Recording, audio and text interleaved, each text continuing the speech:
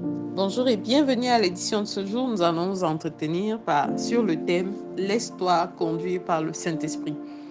Et le passage que nous allons examiner est tiré du livre des Actes des Apôtres au chapitre 13, verset 2. Il est écrit: Pendant qu'ils servaient le Seigneur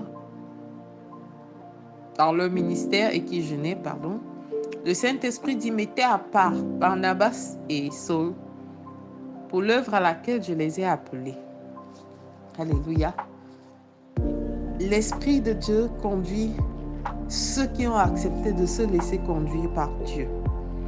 Et quelque chose de particulier que nous voyons dans ce passage, c'est que l'attitude préalable des disciples pour être sensibles à la voix de l'Esprit de Dieu était d'être dans des dispositions particulières.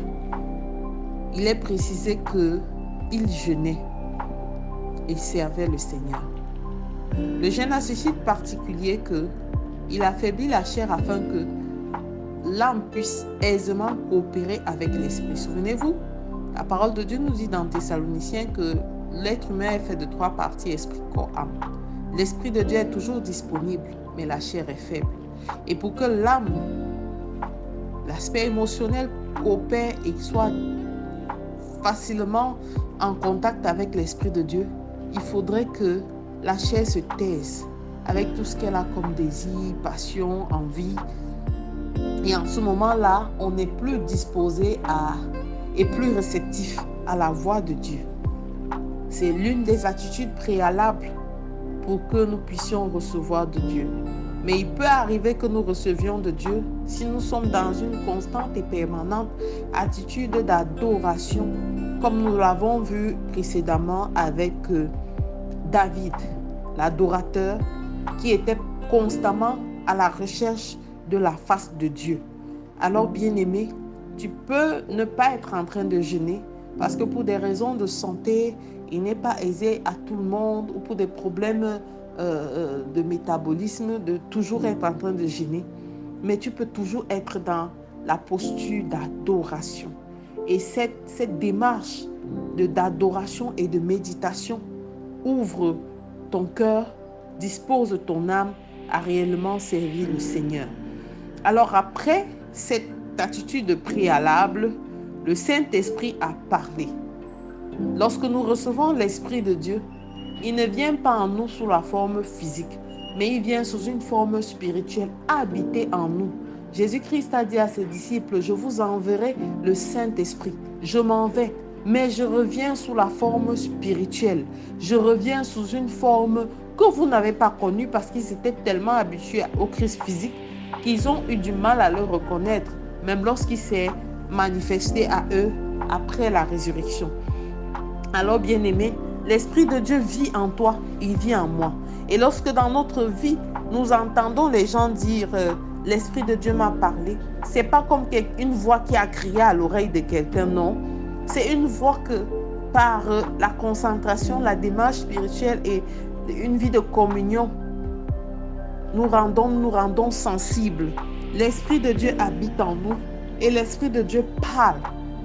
L'Esprit de Dieu qui vit en nous guide. Jésus a dit que l'Esprit de Dieu, il nous enverra le Saint-Esprit qui nous enseignera. Il nous enseignera quoi faire. Il nous guidera.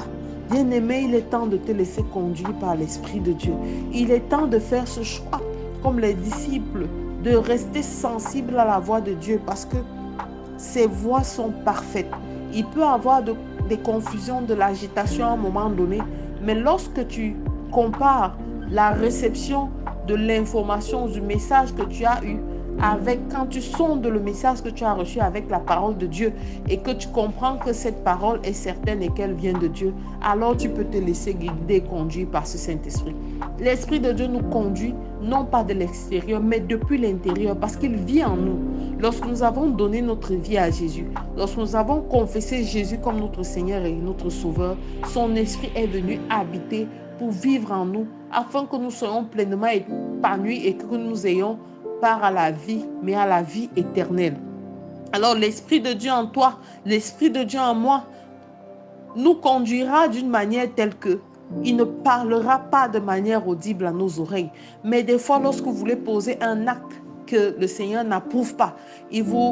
Vous allez sentir des lourdeurs, vous allez sentir comme des picotements, vous allez sentir de la réticence au-dedans de vous de faire ou de ne pas poser tel acte. C'est l'Esprit de Dieu qui veut vous éviter d'aller vers une catastrophe. De la même manière, vous pouvez traverser des tempêtes, vous pourrez en même temps faire face à des conflits tels que des autres se diront mais c'est la fin. Mais alors que l'attitude extérieure qu'on peut exprimer ou qu'on arrive souvent à exprimer, c'est le calme, c'est l'assurance. Parce que l'Esprit de Dieu qui vit au-dedans de nous nous a dit, je suis avec toi. Pas besoin de paniquer. Nous allons surmonter cette situation. Alléluia. Je ne sais pas combien de fois ça t'est arrivé, mais moi, ça m'arrive constamment. Et pour ça, il faut être sensible à cette voix qui te met l'assurance au-dedans de toi, qui te dit pas besoin de paniquer, pas besoin de t'agiter, pas besoin d'aller chercher des secours, avoir recours aux forces qui n'ont rien à voir avec Dieu. Mais reste tranquille, je suis avec toi. Seul le Saint-Esprit peut te donner cette assurance. Alors je t'exhorte ce matin à te laisser guider par l'Esprit de Dieu afin que tu ailles de gloire en gloire, de succès en succès. Je te recommande de faire cette prière avec moi. Père éternel, guide-moi, Seigneur, par la puissance et l'autorité de ton Esprit Saint. Je ne veux pas m'éloigner, je ne veux pas m'égarer de toi. Donne-moi d'être sensible à ta voix chaque jour. Au nom de Jésus-Christ, nous avons prié. Amen, amen, amen. Je suis la révérende Songa Antoinette et je vous souhaite de passer une excellente journée. Shalom.